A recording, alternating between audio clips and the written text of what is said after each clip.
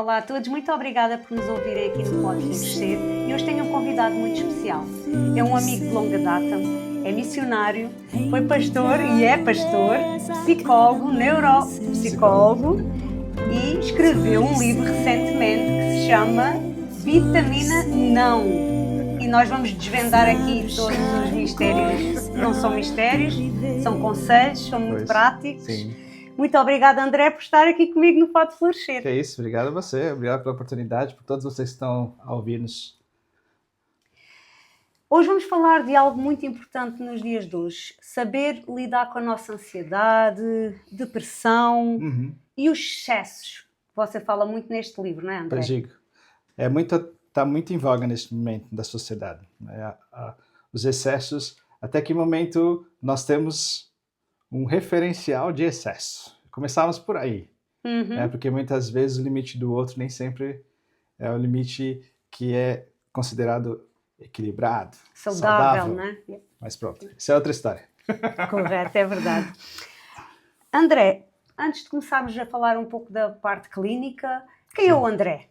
Bom, eu sou uma coisa e o que eu faço é outra. É isso mesmo. Vamos distinguir aqui. Os psicólogos são tramados. Bom, o André é uma pessoa que gosta muito de se divertir, gosta de humor, bastante de humor, de brincar, coisas saudáveis. Né? Gosta da família, gosta também das coisas referentes à espiritualidade, à psicologia. Crianças? Crianças, que eu trabalho com as crianças, né? Sempre fui fã muito daquilo que é o desenvolvimento, o neurodesenvolvimento, fui intrigado por isso e interesso-me por isso. Agora, o que eu faço? Né? Sou neuropsicólogo, tenho a licenciatura toda cá em Portugal, o mestrado também. Nesse momento sou diretor clínico do Centro de Saúde Integral, em Quarteira, mas também tenho o meu gabinete privado e também trabalho na clínica Neurofocus em Faro. Então, eu sou psicólogo clínico com especialidade avançada em neuropsicologia, também fiz pós naquilo que consiste a psicologia clínica e da saúde, e também em avaliação neuropsicológica. Mas isso são só títulos, né? Na prática é muito necessário. Nós nunca deixamos de aprender, né? Estamos em contínua aprendizagem e é importante também para o crescimento, até mesmo porque a sociedade muda todos os dias. É verdade. E quando se fala em depressão, existe algo na prática que eu possa aqui dar algumas dicas às nossas ouvintes e ouvintes, homens também, que possamos detectar logo na primeira instância, assim, nos primeiros momentos? Dentro daquilo que eu considero nesse momento, de tudo aquilo que já foi muito falado, saturado, explorado, eu não vou dar essa definição, mas vou dar uma definição baseada naquilo que interessa muito, aquilo que é o canal aqui, né? O Pode Florescer, aquilo que é o narcisismo. Então é quando a pessoa deixa de vivenciar aquela imagem, ela já está cansada daquela imagem social, então a depressão surge como um ato de defesa, de deixar de viver para sobreviver. Então ela desiste daquela imagem da figura social, de pertencer, de ter principalmente uma causa. E perde a identidade também, né? E, consequentemente, deixa de viver essa identidade. A identidade lá está, só precisa ser reativada, porque ela está esquecida. É essa perda, essa síncope que há no desenvolvimento do sujeito de eu deixei de ter um propósito. Então, não só a mente entra nessa depressão, mas também o corpo. E elas estão altamente correlacionadas. Se pudéssemos dar aqui algumas dicas para façam terapia. Isso é a primeira. Quer uma dica? Olha, marca uma consulta. Mas pronto. Nós podemos sugerir que uma das coisas que é fundamental para aliviar a depressão, primeiro, é preciso, sem dúvida nenhuma, eu digo com ousadia, nem todos dizem, é preciso ter a confiança ou uma fé. Podem dizer, seja lá, não vou dizer aqui qual que é a fé, mas eu refiro à espiritualidade de suma importância. Termos noção de que é algo maior que nós próprios. E isso nos dá sentido de propósito, de missão, uma causa. Eu vou falar muito sobre isso aqui que eu preparei, muito relacionado à causa. Mas também é preciso criar uma força de vontade de dizer eu preciso de ajuda. Muita gente né? tapa, coloca as migalhas debaixo do Pois. tapete e continua a vida. E é isso que eu escrevi um bocadinho sobre Eu isso. vi. Dizer não para a continuidade desse estilo de vida. Eu sei que é muito difícil para a pessoa sozinha. Então eu diria que a primeira coisa é identificar que está com um problema. Depois é mensurar quanto deste problema está a afetar-me naquilo que consiste a minha felicidade, as minhas realizações, os meus sonhos. Eu quero ser amado, eu quero pertencer a um grupo, eu quero ser abraçado, eu quero estar com pessoas que verdadeiramente vão me apoiar nas minhas conquistas. Mas Então, há pessoas que estão muito sozinhas, e se forem imigrantes ainda mais. pois é, essa questão da imigração e também do estar sozinho, o que eu quero semear para os vossos ouvintes é que você precisa dar um voto de confiança a si próprio. Por favor, tenha a autonomia de poder sair dessa zona para poder dizer a alguém, pelo menos para alguém próximo, eu preciso de ajuda, ajuda-me. Eu não tenho vontade disso, eu não consigo, eu preciso de ti.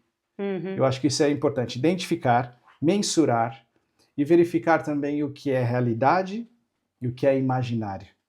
Porque pessoas estão a viver uma idealização na mente, mas a realidade consiste em outra. Há responsabilidades, há outras coisas que você precisa estar envolvido, Sim. que o fato de não estar envolvido está a dificultar-te a sair deste padrão para um padrão que pode se tornar destrutivo. Então, quando você está envolvido numa atividade, quando você está envolvido com outras pessoas que podem te dar um passo de encorajamento, ao menos um passo, já é um bom caminho para a solução dessas depressões. Porque as depressões nada mais é que a vontade, perder a vontade de viver. Então eu digo, temos que sair da sobrevivência e viver. Tem muita gente que está a viver na sobrevivência, não no viver. Há algo que eu gosto muito de falar, que é propósito de vida. E quando as pessoas descobrem o seu propósito de vida, através dos seus talentos, daquilo que mais gostam de fazer, ou daquilo que foram chamados para fazer, que nós Certo. acreditamos, somos cristãos, sabemos que Deus tem um propósito para todos nós, não é? Sim. E o meu é diferente do teu, com certeza. E quando as pessoas descobrem isso, é bem mais fácil o caminho. O problema é que elas não buscam ajuda e muitas vezes perguntam qual é o teu sonho? E nem isso eles sabem responder. Sim. É por isso que eu, com os meus pacientes na minha prática, eu gosto muito de falar daquilo que consiste uma causa. Uma causa é você fazer parte de algo maior que tu próprio. E esse é o problema da sociedade atual. Esse é o problema do narcisismo. Esse é o problema das grandes patologias sociais, que eu vou dizer assim. Porque as pessoas elas não têm uma causa, elas têm uma missão consigo própria. E quando ela só pensa em si, ela perde a consciência de que nós somos seres codependentes. Todos nós dependemos um do outro. E é o segredo milenar bíblico que diz que o homem não é bom que o homem viva só. Então, mas temos essa ideia de que se há uma frustração, há uma problemática, a ideia inicial da sociedade está tão fragilizada que ela prefere abster-se de uma realidade e viver num ambiente onde na imaginação dela vai conseguir ser bem-sucedida sozinha. Só que isso, no padrão natural das coisas, não funciona. Por isso é importante existir uma causa maior do que nós próprios. Que é, eu posso ajudar o vizinho que está numa situação de vulnerabilidade. Então, que tal preparar um almoço para alguém? Quando foi a última vez que, agora vou mexer com os ouvintes, quando foi a última vez que você, talvez, pensou em alguém além da sua família, do seu núcleo? Quando foi a última vez que você, por exemplo, preparou um jantar para alguém que você viu uma vez? E assim poderíamos desenvolver. Quando é que foi a última vez que você disse que ama alguém?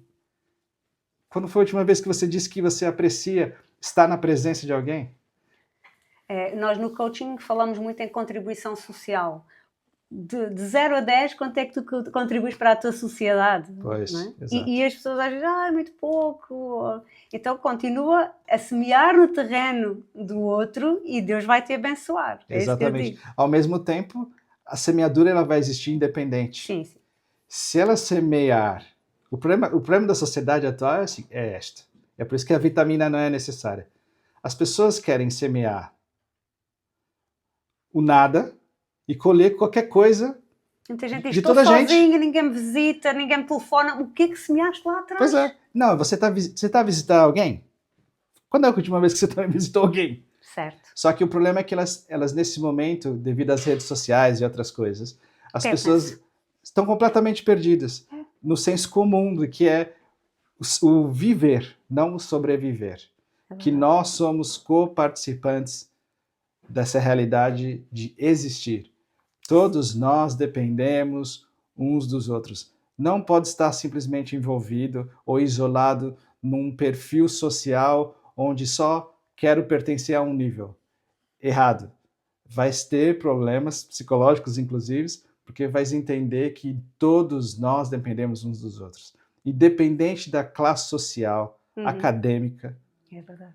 e seja lá a diferença que há entre nós, é importante que todos nós, nos fins dos nossos dias, somos todos iguais. Seja a nossa cor de pele, seja a nossa cor dos olhos, a cultura, o país, todos nós vamos pertencer ao mesmo sítio. No outro dia, pode parecer que não tem nada a ver, mas Sim. eu gosto muito de refletir sobre coisas, eu sempre gostei de filosofar. No outro dia estava a pensar, conheço gente muito rica e conheço gente muito pobre. Sim. Mas todos eles dependem da EMAR, por exemplo, em Portimão. É sobre isso que eu estou a falar. Canalização, seja rico ou pobre. Se faltar a água, vai faltar para os Para dois. todos. A não Exato. ser que tenha lá o mês, a gente sabe que também existe. Mas é por aí, Pois. nós precisamos uns dos outros. Sim. E essa vivência, vou dizer, dessa causa, essa causa ela tem que existir não a pensar no que eu posso ganhar com isso. Quando nós deixamos de pensar em nós próprios, nós vamos ver que há um mundo, um universo de possibilidades, não só de cunho de fórum psicológico, mas social e também naquela espiritualidade, que vão nos ajudar a enxergar as nossas próprias dificuldades em perspectivas diferentes, que vão, na realidade, criar-nos caminhos, vão criar-nos atalhos, vão criar-nos possibilidades de imaginar. Afinal de contas, essa dificuldade pode ajudar-me a vencer isso. Ou a dificuldade do outro, se eu aprender e estiver sensível à necessidade dos outros, nós podemos obter lições valiosíssimas para superarmos as nossas próprias dificuldades. Por isso que eu vou chamar isso aqui de homeostase, é esse estado de poder estarmos equilibrados. Esse equilíbrio ele começa aqui. A partir do momento que eu tenho uma causa, que a causa é maior do que eu próprio, que a minha casa e que os meus próprios objetivos. O mundo não gira em torno de mim. Pelo contrário, todos nós dependemos uns dos outros. E no mundo de excessos, o que é que diríamos aqui aos nossos ouvintes? Estímulos digitais, sejam eles vindos das redes sociais, notificações no nosso telefone, excessos de informação. Somos bombardeados diariamente com imensas notícias e tudo isso vai impactar a nossa saúde mental. Sei que também fala um pouco disso aqui no seu livro. O que é que diria que podemos começar por fazer para travar aqui estes excessos? Aqui, deixe-me definir esses excessos, naquilo que consiste as redes sociais. Eu até coloquei aqui, porque eu gosto muito de esquemas. Eu coloquei aqui um esquema com 3 palavrinhas, que no final vai dar have. Todos os estímulos que há nas redes sociais têm 3 objetivos. Reconhecimento, é o primeiro deles. Aprovação e visibilidade. Todos, de alguma forma, que publicam, tem aqueles que querem trazer, lógico, uma causa, cativar outros por uma causa. Ajudar outras pessoas. Não estou a generalizar, sim. mas o problema ali existe quando estão em busca, onde há uma perseguição obsessiva do reconhecimento, dessa aprovação e dessa visibilidade. Porque o conteúdo é tão vasto, a cada segundo publica alguém. Só que as pessoas deixam de viver no mundo da realidade para o virtual, em busca de saciar um público que nós nem sabemos, nem temos garantia de que aquilo está a ser consumido ou não. Sim. E que é real, porque as pessoas mentem tanto e manipulam.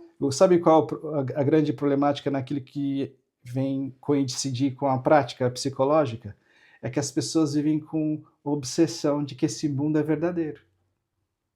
Pois. As pessoas vão jogar dinheiro pela janela, fazem arder uma Lamborghini, ou outros programas que nós vemos na televisão, que não vou mencionar aqui, mas que as pessoas pegam dinheiro e jogam de helicóptero, como se o dinheiro fosse aquilo. Mas não exibem, né, nesse mundo digital, não exibem o esforço, não exibem como é que o processo que foi desenvolvido. E nós não podemos viver das projeções digitais elaboradas num software de computador, numa edição favorável. Viver muito da aparência. Há muita gente que posta muita coisa. Quando se vê na realidade, se calhar nem tem casa própria, não tem carro próprio. Exatamente. Mas vivem melhor do que nós, assim, viagens, e jantares, almoços. Eu sou muito terra a terra. Eu aqui até tento controlar, porque eu não consigo pensar viver de aparência. Pois, aqui o excesso, ele não está no que é consumido, deixa eu deixar claro. Mas o excesso está na problemática que consiste biofísio, psico, social na vida do sujeito. Porque são inúmeros estímulos, inúmeros meios de comunicação que confundem o nosso sistema, na qual criam uma expectativa no sujeito que visualiza, que consome ou que está a ser exposto a isto, que no fim vai trazer prejuízos, na qual não é apresentado, quando produz esses conteúdos, uma solução. Porque o que acontece nesses excessos? Há pessoas que passam horas, pessoas que perdem emprego, pessoas que acabam com a conta, com a herança por causa de opções e de coisas que dizem ali de publicidade. Há pessoas que terminam estragam o casamento por consumo excessivo de pornografia, de coisas que são ditas ali, o importante é ser feliz e que se exploda todo o resto. Né? Conteúdos que são criados de forma generalizadas, que no fundo há uma mensagem por trás e ideologias que muitas vezes o sujeito não está pronto para receber aquele tipo de informação. Por isso esse excesso. E eu trato isso no livro exatamente por isso, porque eu quero que as pessoas ganhem consciência de que há um enorme universo de possibilidades que nós não estamos a enxergar, estamos todos ali a consumir coisas de forma frenética, como se o mundo acabasse amanhã e não houvesse nada, mais nada. E digamos que estes meios digitais e as redes sociais são o paraíso para os narcisistas. Aí que está. Né? Sejam eles religiosos, é porque eu falo no meu livro também sobre isso, narcisista religioso. Foi o meu caso, o primeiro caso que eu tive. Depois nós começamos a achar que aquilo é tudo normal, vamos atrair o mesmo padrão, não é? Nós, mais à frente, se não nos curamos, vamos repetir novamente todo esse ciclo. E o que é que o André tem a dizer sobre estes excessos também e como controlarmos este tipo de pessoas? Nós não podemos fazer nada porque as redes estão abertas para todos. Sim. Né? Mas a nós, como é que nós nos podemos... Porque eu tive um caso de uma... Não é paciente, é um testemunho, um relato de uma mulher que conheceu online, no Instagram. Ela era stalkeada quase todos os dias durante 1 mês, 2 meses. Certo. E a pessoa começou a achar estranho, mas porquê? É uma pessoa mais nova, isto e aquilo. Deixou-se cair, levou-se, marcou o primeiro encontro, conheceu a pessoa.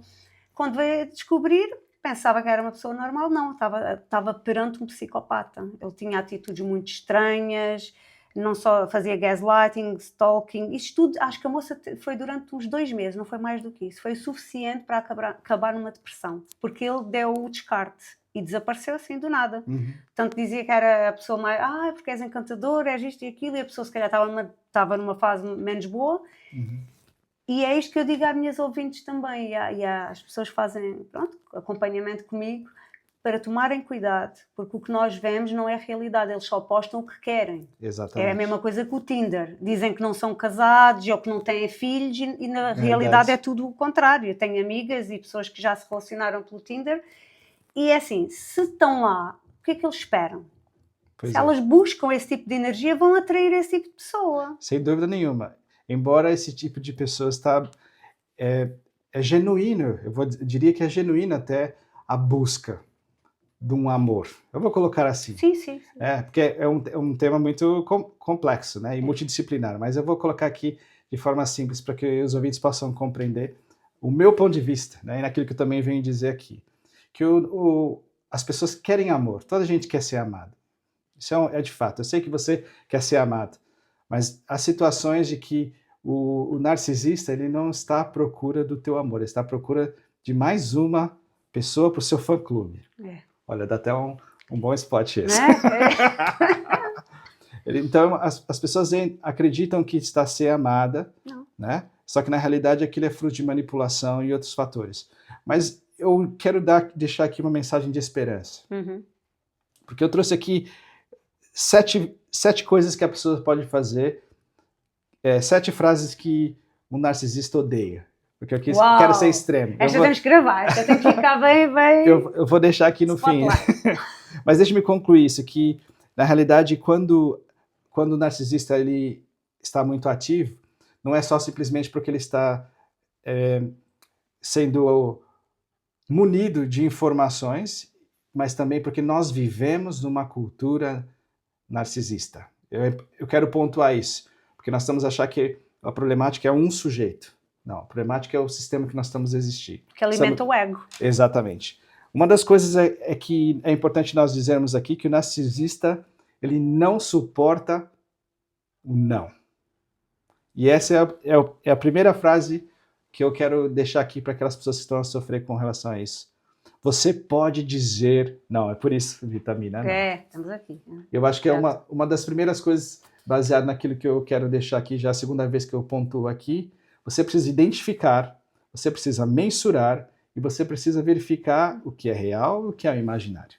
Dentro disso, a segunda coisa que o narcisista odeia é quando a pessoa diz, não estou disponível para isso. É importante que a pessoa diga, eu não quero estar envolvido com isso. Não vou disponibilizar-me para fazer isso.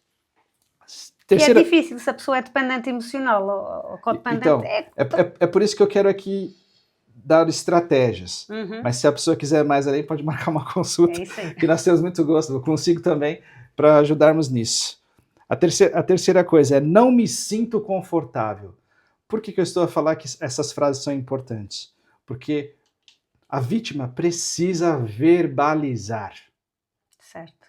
Um dos fatores do Criador do Universo e na qual na psicologia nós descobrimos se existe uma patologia numa criança no neurodesenvolvimento é a linguagem. O ser humano tem algo complexo e extraordinário que é a linguagem. E a linguagem ela existe com esse propósito, para verbalizarmos os nossos sentimentos e emoções. As pessoas não sabem dizer não a nada. Pois é. Né? Mas pronto. A quarta frase. A pessoa precisa dizer, não tenho tempo para isso. Tem coisas mais importantes. Hoje eu não quero discutir sobre isso. Não tenho tempo para isso porque nós já discutimos acerca disso. Verbalizar isto. Quinta coisa. Que aí entra uma coisa que eu venho dizer aqui do problema do excesso de compras na internet. Eu vi. Do uso do cartão de crédito. O narcisista, ele nunca vai dizer que a culpa é dele, que ele gastou demais, é sempre o outro. A culpa é sempre o outro, nunca dele. Então, você precisa dizer, eu não posso pagar por isso. Nos sentidos materiais e também nos sentidos de bens emocionais que a pessoa venha, de alguma forma, afetar. Né? A pessoa é vítima disso. Eu não vou pagar por isso. Se você mentiu, eu não vou pagar por isso. Se você não quis ser sincero, eu não vou pagar por isso. É importante verbalizar isso. E sermos bastante assertivos com eles. Exatamente. Mas gosta dessa... Tá ajudar ou não? É ótimo. Ok. A sexta frase, penúltima. Eu não tenho capacidade para assumir isso.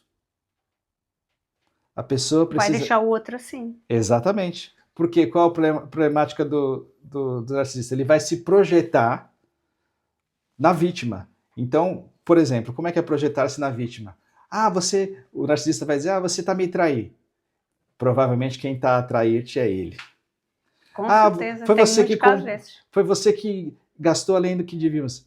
Então, com certeza, é o narcisista que gastou demais. E assim vai. Uhum. Então, é por isso que é importante dizer, eu não tenho capacidade para assumir isso. Não vou assumir isso. Está fora dos meus limites. Você pode pensar o que for acerca disso. Eu sei quem eu sou, eu tenho a minha verdade e não vou pagar por Mas isso. eles o que fazem, vão puni-las com o tratamento de silêncio. Então, agora vem a 7ª pergunta. Aí que é a chave importante. Isso não funciona assim. Porque é importante que a vítima demonstre a percepção que ela tem acerca deste assunto. Você vai ficar em silêncio, mas isso não funciona assim. Cedo ou tarde vamos ter que falar. Amanhã preciso falar contigo. Mas eles não gostam de confronto.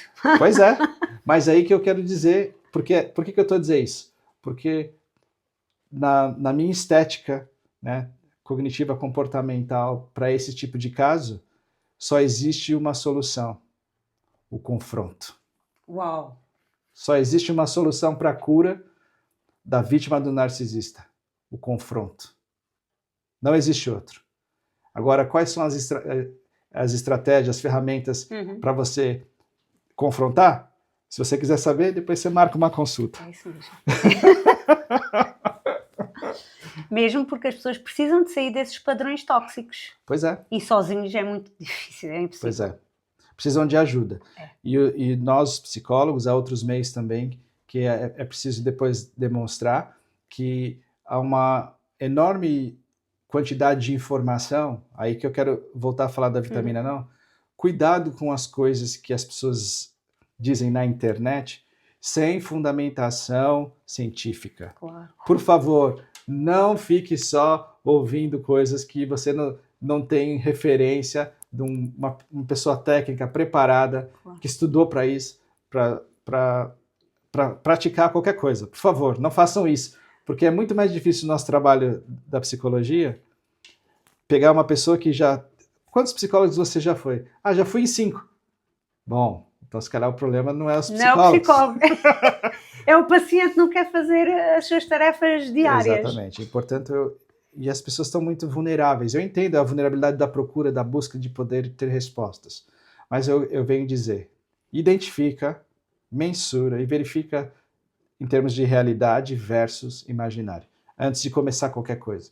E as ferramentas para você aplicar no seu cotidiano, verifique se tem fundamentação científica. Claro. Aqui dentro da neurociência estuda-se muito a questão da dopamina que é gerada nesse relacionamento com o narcisista, quando há o love bombing, né? As pessoas são muito bombardeadas com vários incentivos, é presença, é tempo, às vezes são presentes, dinheiro, e depois tira-lhes tudo. Eu penso que a sensação é semelhante, também já passei pelo descarte, que é muito semelhante a quando se tira, nunca tomei drogas, mas deve ser semelhante a uma droga, não é? Sim. Cocaína ou outra coisa do género. Na realidade, esses sentimentos e também os fatores biológicos que a vítima, certamente vítima do narcisismo, né, sente, primeiro vem um neurotransmissor chamado adrenalina e depois a noradrenalina, que vão produzir um cortisol. E o cortisol é altamente tóxico para o nosso corpo, né? Para alguns fatores, né? Lógico que o cortisol é importante para diabetes, etc. Mas as sensações físicas que ela vai ter é fruto do cortisol na corrente sanguínea. Portanto, nesse momento de regulação, se for um caso muito drástico, a pessoa só buscando ajuda. Claro. Mas é importante também a pessoa ter alguns mecanismos de coping. Por isso a importância da espiritualidade. Né? No caso dos cristãos, orar, pedir a Deus ajuda e depois volto de novo para o ciclo da identificar um mecanismo que possa trazer tranquilidade, mensurar isso, se é favorável ou não, e depois verificar se as mudanças estão ser reais ou são imaginárias. Então, para não distinguir, para não desenvolver muitas coisas aqui nesse podcast. Sim. Claro que o psiquiatra vai, através da medicação, Não, o psiquiatra controlar. é farmacológico, não há hipótese. Quando vai ao psiquiatra, farmacologia é 100% garantido. Mas depois, enquanto psicólogos, o que se tenta é baixar as quantidades para que a pessoa viva depois de forma saudável e sem esse tipo de Exatamente. medicação. Na psicologia, que nós vamos, o nosso limite será em estratégias de coping, e de respiração e outras técnicas, mas os psicólogos não trabalham com a farmacologia. Sim. Não... O que acontece muito às mulheres com quem eu converso é que deixam de conseguir dormir. Por causa desse cortisol, precisamente. Precisamente porque o cortisol vai liberar justamente aquele mecanismo que é do sistema nervoso autônomo, que é do sujeito fazer 3 coisas. Ou ele freeze, ou ele fight, ou ele flight. Então, ou ele se congela, ou ele luta, ou ele foge. Tem a ver com o medo também, não é? Tem o medo, o medo vai gerar isso, né? Que vem da ansiedade boa, né? A ansiedade boa de poder mecanismos acionar para lutar, para fazer as 3 coisas. E o cortisol, só que o excesso de cortisol vai deixar o sujeito nesse estado de alerta. Por isso o problema dos excessos também das chamadas, de ver o telemóvel à noite, aqueles blips das chamadas, notificações, o dia todo, porque deixa o corpo em alerta constante. O nosso corpo não foi feito para isso. Por isso, cuidado dos excessos. Mas isso eu trato no livro. Mas voltando para os neurotransmissores, né, e o estado de alerta. Portanto, a pessoa que sofre narcisismo, ela está em pleno alerta, porque ela não sabe o que vai acontecer. Pisa em ovos. Pisa em ovos todos os dias. Mas eu quero dizer, com esperança, que ainda há possibilidade de você abraçar uma causa para sair disto. Não desista. Não acredite que você não tem poder, não consegue a solução. Porque Nem que seja para si, porque mudar o outro nós não temos capacidade de o fazer. Sim. Mas a nós mesmos, de melhorar, já pessoas dizem, tu é que precisas de terapia. Realmente é verdade. Pois. Porque se nós tivermos controle sobre nós mesmos, nós vamos conseguir ser mais felizes. Pois, eu acredito que eu teria terapia sempre que precisasse, né? Que eu acho que é sábio. Entretanto, é importante que o sujeito saiba que ele é um indivíduo, que ele é capaz e que nesta vida não é sobreviver, é viver. E com ajuda, com a instrução correta, com fundamento científico, já há inúmeros casos de pessoas que conseguiram vencer e não mudar o outro, mudou a si próprio, né? Lógico que no nosso caso, eu não quero deixar de referir que com a ajuda de Deus fica muito mais fácil. Com certeza. Espero que tenhamos deixado aqui algumas dicas, algumas pistas e tenhamos incentivado as pessoas a fazer terapia, porque é essencial. Nos dias que correm, nós temos demasiada informação, não é? E que leva à ansiedade, e a ansiedade muitas vezes não tratada leva à depressão, etc. E mesmo no âmbito deste trabalho que faço aqui sobre o narcisismo, também traz conteúdo de grande valor. Não percam o nosso podcast que vai sair em breve e adquiram o livro que está disponível nas livrarias aqui em Portugal. FNAC, Bertrand, todas as grandes livrarias. Aqui. E com o autor também. Se quiserem marcar uma consulta, onde é que podem? Podem procurar em neuropsicologiaonline.com ou pode ir aqui através da Eunice. Ou do Instagram também. Ou do Instagram, que é Dr. André Mendes.